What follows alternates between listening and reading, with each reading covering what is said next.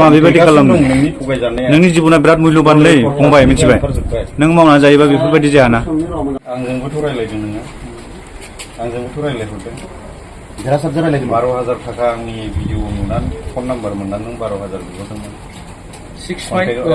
565 आ नोंनि नाम्बार नङा होमबा नोंनि नाम्बारा बेजों ओमफ्राय नों आफादनि नामै बेसेबां जाखो फैसा एनडिबि सारेन्डारनि नामै खसा खोथा बुं आं बिदि बुङाखै आरो आं माने बुङाखै ओनदि आं 5,000 माबादो आरो माने जेनेबा होमबा नों माबायदि मिडियाव फायखो दिनै नों बिदि खालामाखैबा आं बिदि आदा नोंसोरनि माबाखौ खालामनानै जायाखै आं बेयो आरो होमबा नों बेमारिनि मानसिनि मुं लानानै नों मानो जानाय बे सिगां सिनायना बुं आं बिदि सिनायाखै बुं नों माब्रै रायलायहरदों बेखौ आमिनगाव मोनबाय होननानै जुदि नोङो 5,000 फैसा बिहरना जानाया नोङो नंगौ दे बे नंगौ बे नंगौ आमिनगावसिम फैबाय था नोंसोर गारि लाना फै हेल' मोनखाबाय होननानै र' नै ओइ साइटआव सबायाव बासबारिनि बासबारिनि बिनि सायाव दं नै बे सिखाव हमदों र' फैसासो ना हमनाया मिथिबाय लिस्टआ दंफैजोब्बाय लिस्टआ दंजोबो आं जोंनियाव आदा आंजों रायलायखांनायनि उनावहाय बेसेबां आं नोंखौ फल' खालामदों मिथिगौ बेखौ आं बे बेखौ जादों मथा मथि नोंनि अरिजिनेल न' मबेयाव नलबारि दं नङा सार नलबारियाव बुग्लन टाइगारनि न' गामियाव मा नाम नोंना मा आमथेसर बर' कान्तिधर बर' ओमफ्राय मा नामजों थगायहरो नै जोङो बिथांखौ दिनै हमनो हादों बहुत खस्थ'नि गेजेरजों बेयो ओरैबायदि थगायसुला माने गासै आसामनि बर' रायजो राजानिफ्राय फैसाखौ बेमारिनिफ्रायबो गाराखै बायदि बायदि हिन्जावफोरनि केस फिसाफोरनि केस थगाय जायै दिनै बिथांखौ जोङो पाहारसानिफ्राय हमना लाबोनो हादों आरो ओंखायनो बिथांखौ जों दायो जायनिफ्राय फैसा जादोंमोन बिथाङा बिसोरखौ लेंहरनानै जोङो बेखौ थानाव संजायगोन नायथ' बिथांमोननि आखायाव जों गथायना होगोन आरो एक्सिन डेबिनि नामावबो फैसा लादोंबा बियो एक्सएनडिपिनि नामाव बिथाङाबो बहुतखिनि गेजेरावनो गेलेबिला खालामदोंमोन ओंखायनो जोङो सेस्था खालामनायनि गेजेराव हायाखौ हमदोंमोन दिनै खिन्थु जोङो पाब्लिकनि नाजानायजों जोंनि नाजानायजों जों बिथांखौ हाग्रानिफ्राय हमना लाबोनो हादों आरो दिनै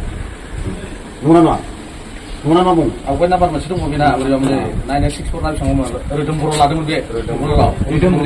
रोदोम ना नंगौ नङा 65 दङ आवगाया आवगायनि नाम्बारा मोजां खिथाखा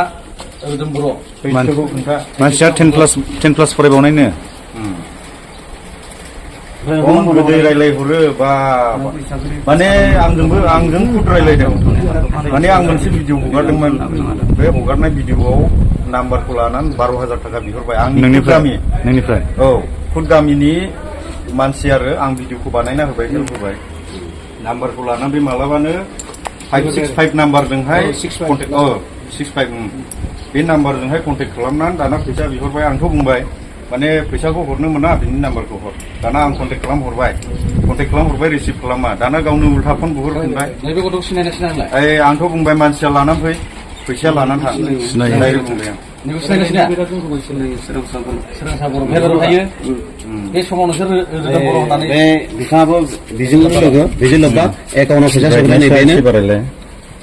ब्राइटनेसआ नैबे मानसियानो आरो बेबो दङ आरो सासे दङ माने बिनि एकाउन्टाव हरोमोन आरो माने बिसिना गें दंमोन बेनो लिडारा बेनोमोन लिडारा बेमोन फिसा आगोलाव हमजाखाबाय आवगाय फट'खौ नुबाय माबायदि नुयो साफा सोलोंथाइ बे फट' गासैबो रायजो राजानिसिम जों खिना होनाय जादों मिडियायाव जिथु भाइरेल जादोंमोन नै बे मानसियानो आरो नै बेनो आरो बे सुबुङानो आरो बे फालिखाव खानाया बेनोमोन आरो जायनिखि जोङो भाइरेल जानायावहा जोङो गासैनिफ्रायबो खबर मोननायजों जोंनि एक्सिडेन्ट गुवाहाटिनि जानानै बिथांखौ जों दिनै हरखाब इमारजेन्सियै हमनो हानाय जादों आरो गाहाम जादों मानोना बियो ससाइटियावहाय मोनसे केन्सार बायदि नालाय दायो जोङो बेफोरखौ मानो नांगौ बेफोर हुदाफोरखौ जों गारनांगौ आरो बर'जों बर' जों बिदि थगायलायनो नाङा ना थगायनो बे गिदिर मारवारिफोरखौ थगाय थाखा गोनांफोरखौहाय खौथि गोनांफोरखौहाय दिनै नोङो गरिब गुन्द्रा आरो बेवहाय नोङो बेमारि मानसिखौ मानो बिदि थगायना जानांगौ बेमारि मानसि लोमजादों फैसा नांगौ बेस्रा थाइसे थाइनै कालेक्सन खालामना हरगोन दा जों कालेक्सन खालामना हरगोन बेनो हाखराव गोग्लैसोनाय मानसिखौ नोङो गाथेनानैसो बुथारनायनि माथो नोंनिया बेमारिनिफ्राय नों मानो फैसाखौ बिहरनांगौ 1,000-2,000 थगायनानै लाबोनायाथ' हिसाबां गैया मा बेबायदि खालामनो नोंनि थगायजानाया नोंनि जिबना बिराद मुल्यबानलै फंबाय मिथिबाय नों मावना जायोबा बेफोरबायदि जायाना एसे मोजां संसाराव मानो बेबायदि खालामो नोंसोरलाय आथिं दं आखाइ दं खाना नङा लेंग्रा नङा बबा नङा मावनानै जा दिनैनिफ्राय रायजोफोरनि सिगाङाव आं दिनैनिफ्राय सुबुंफोरनिफ्राय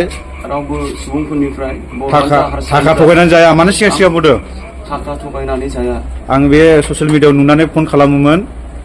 आं बे ससियेल मिडियायाव नुनानै फन खालामोमोन फैसा बिहरोमोन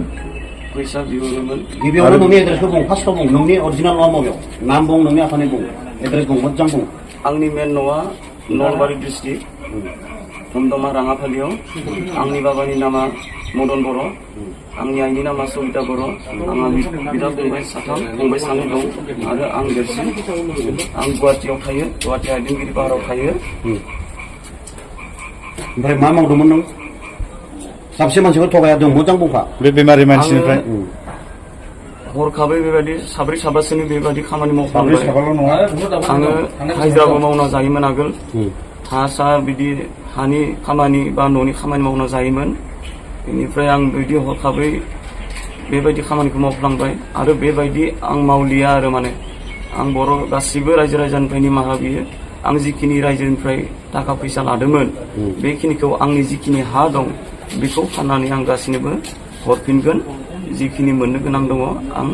हरफिनगोन आरो माने आंखौ एसे टाइम सप्तासे बा 10 दिन बेनि गेजेराव आं हरफिनगोन